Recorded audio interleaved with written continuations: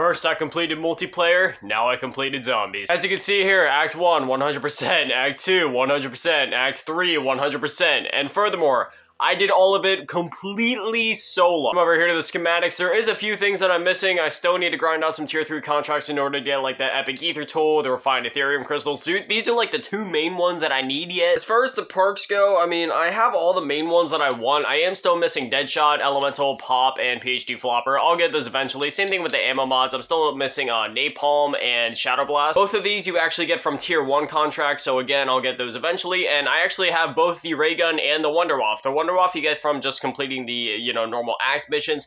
And then the Ray Gun is like one of those like 1 in a million chances that you get it from the tier 3 contracts, and I got lucky and I got it this morning. I completed one of those bounty contracts. It was literally the last one that I was gonna do for the day. I was like, okay, if I don't get it now, then, I'm giving up for now. And lo and behold, I got a bounty contract, I took out a Mimic, and there it was, the Ray Gun schematic, and I also had gotten the Tombstone schematic earlier in that match. So yeah, I was able to exfil with 2 pretty rare schematics. At this point, this is what my stash is looking like. It's okay looking, and then over here in the rewards thing, same thing, it's decent looking. I almost have Zircon scale unlocked. I just need to finish up the DG58 here. This one is a little annoying. I need to get 100 kills on enemies effective on my tacticals. Critical kills, that'll be easy. 10 kills, 5 seconds, 10 times, that'll also be easy. Ooh, that camo actually looks pretty nice. That's just one of those things where I'll keep grinding it off camera just because, man, zombie camo grinding, yeah, that's the kind of thing where it's like, I could make videos on that, but like, I don't know, man. Some of those challenges really do take a while. For now, we'll dive back into multiplayer.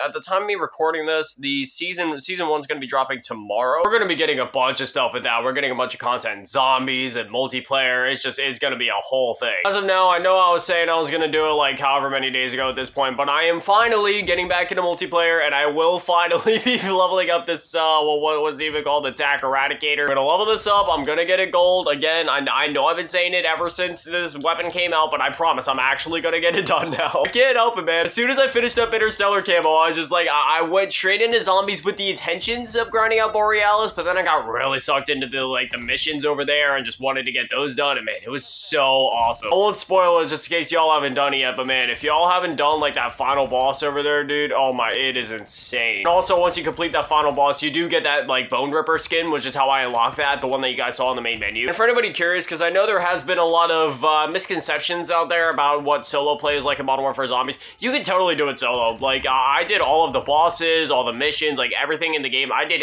everything from front to back solo, and I had absolutely no issues along the way. So yeah, if you're a solo player, it's totally possible. I'm pretty excited to see what these new Dark Ether Rifts are going to be that are coming into the game. Apparently, you have to get these sigils before you can even access them. But even that in itself, I believe they can only drop in the tier 3 zone.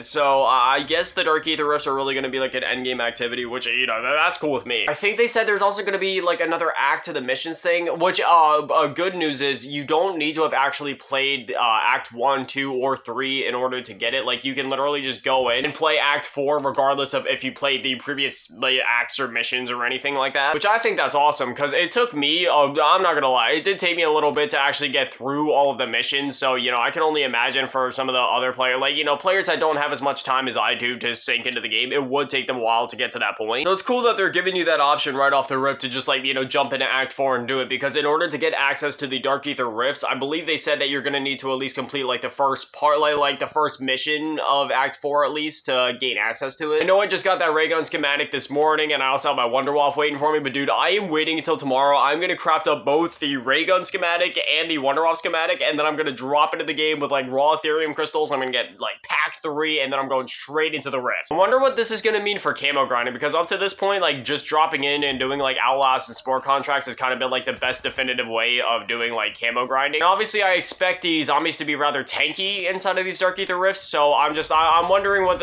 even if there is more zombies in there from like, the perspective of like time to kill, is the tier 1 contract still going to be the best way to do it? I don't even know what the Dark Ether Rifts are really going to hold for us, because like they were saying there's going to be like a bunch of crazy objectives that you can do in there. So, when it comes to camo grinding, I have a feeling that just kind of dropping in and doing the whole tier 1 thing is still going to be the best way to do it, like in terms of time time efficiency. Obviously, we don't know until we get to drop in and play it. All I know is that I'm super excited to dive into it, man. And then we're also getting new multiplayer content and a whole new battle pass. Like, I keep forgetting that we're gonna have like a whole new battle pass and, you know, like a new level cap to reach. I really wish that like once they'd raise the level cap, they would take all of the XP that we've been earning since launch and kind of like apply it to our level there. I know they're not gonna do it, but it would be nice because, dog, I literally have 100+ hours sunk into this game. It would be nice if at least some of that XP would transfer over to Season 1, or like if they could at least acknowledge it in some way or make it matter. I know it won't, but you know, it would be nice. The level caps in themselves are kind of monotonous too, because dude, I know like this game like day in, day out. It would be nice if they would just give us the max level cap right from the rip, because I already know, I mean, I'd probably already be at least a quarter of the way to that max cap, if not more. I understand they need the retention, they need the players to keep coming back every time that they raise the level cap, but like, dog, you know, we already got the battle pass to level up. Just let us level up our levels at least. Like, we had it like over a decade ago in the old school Call of Duties. Why can't we have it now? I can tell you firsthand, the retention was just fine for me back in Black Ops 2 when I was going for Master Prestige. I played it through the entire year, and furthermore, it's 2023, and I still play that game like crazy. I'd ask for Classic Prestige, but that's a pretty redundant conversation at this point. I think we've all just kind of accepted the fact that it's probably never going to return, unfortunately. I pray one day we get at least like one throwback Call of Duty, or at least like one more Call of Duty remaster, whether that be like Black Ops 2 remastered in 2025 or just something like that, where we can get like just one last classic Call of Duty experience where we have Classic Prestige, where we have a pick 10 system, where it's just like, you know, as classic, as bare bones as it can get. No bundles, no BS, just classic COD. Y'all know me, I love this series. I've been loving getting to watch it evolve ever since 2019, because, you know, there was kind of like different eras of Call of Duty. We had like the 360 PS3 generation with like COD 4 up until like Black Ops 2, and then Ghosts up until like Black Ops 4 in 2018. That was like a whole nother era for Call of Duty. And then from MW 2019 up until now, this has been like a new era for COD. And, you know, like I said, I've been loving getting to watch it evolve, but at the same time, I've been playing this series for over 15 years at this point. I would like to see at least one last return to roots type of thing, even if it just comes in the form of like a Black Ops 2 remaster next year, or just, you know, any other of the remastered games. And see, in the past, I probably would have said, hey, it'll probably never happen, but I have to think realistically. You know, Activision is owned by Microsoft, and Microsoft are the same ones that pushed out the Master Chief Collection, and they're constantly pushing out remasters, remakes, and ports of their old games and properties. So, I mean, who really knows at this point? And that goes for like any of the Activision properties.